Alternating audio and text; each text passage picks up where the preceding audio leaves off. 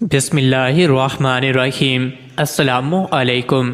روزانہ واقعات سننے کے لیے اس چینل کو سبسکرائب کریں۔ ایک عابد نے خدا کی زیارت کے لیے 40 دن کا چلہ کھینچا۔ دن کو روزہ رکھتا اور رات کو قیام کرتا تھا۔ اعتکاف کی وجہ سے خدا کی مخلوق سے یکسر کٹا ہوا تھا۔ اس کا سارا وقت آہوزاری اور راز و نیاز میں گزرتا تھا۔ 36ویں رات اس عابد نے ایک آواز سنی، شام 6 بجے تانبے کے بازار میں فلاں تانبا ساز کی دکان پر جاؤ اور خدا کی زیارت کرو۔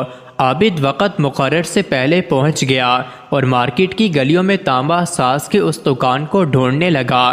وہ کہتا ہے، میں نے ایک بوڑھی عورت کو دیکھا جو تانبے کی دیگچی پکڑے ہوئے تھی اور ہر تانبا ساز کو اسے وہ بیچنا چاہتی تھی۔ وہ جس تانبا ساز کو اپنی دیگچی دکھاتی وہ اسے تول کر کہتا 4 ریال ملیں گے۔ وہ بڑھیا کہتی 6 ریال میں بیچوں گی، پر کوئی تانبا ساز اسے 4 ریال سے زیادہ دینے کو تیار نہ تھا۔ آخر کار وہ بڑھیا ایک تانبا ساز کے پاس پہنچی۔ تانبا ساز اپنے کام میں مصروف تھا۔ بوڑھی عورت نے کہا، میں یہ برتن بیچنے کے لیے لائی ہوں اور میں اسے 6 ریال میں بیچوں گی، کیا آپ 6 ریال دیں گے؟ تانبا ساز نے پوچھا، 6 ریال میں کیوں؟ بوڑھی عورت نے دل کی بات بتاتے ہوئے کہا، میرا بیٹا بیمار ہے، ڈاکٹر نے اس کے لیے نسخہ لکھا ہے جس کی قیمت 6 ریال ہے۔ تانبا ساز نے دیگچی لے کر کہا، ہاں یہ دیگچی بہت عمدہ اور نہایت قیمتی ہے، اگر آپ بیچنا ہی چاہتی ہیں تو میں اسے 25 ریال میں خریدوں گا۔ بوڑھی عورت نے کہا، کیا تم میرا مذاق اڑا رہے ہو؟ تانبا ساز نے کہا، ہرگز نہیں، میں واقعی 25 ریال دوں گا۔ یہ کہہ کر اس نے برتن لیا اور بوڑھی عورت کے ہاتھ میں 25 ریال رکھ دیے۔ بوڑھی عورت بہت حیران ہوئی اور دعا دیتی ہوئی جلتی اپنے گھر کی طرف چل پڑی۔ عابد کہتا ہے، میں یہ سارا ماجرا دیکھ رہا تھا۔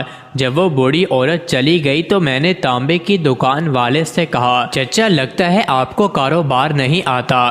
بازار میں کم و پیٹ سبھی تانبے والے اس دیگچی کو تولتے تھے اور 4 ریال سے زیادہ کسی نے اس کی قیمت نہیں لگائی اور آپ نے 25 ریال میں اسے خریدا۔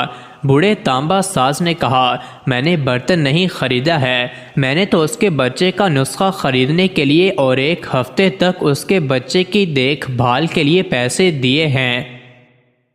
میں نے اسے اس لیے یہ قیمت دی کہ گھر کا باقی سامان بیچنے کی نوبت نہ آئے۔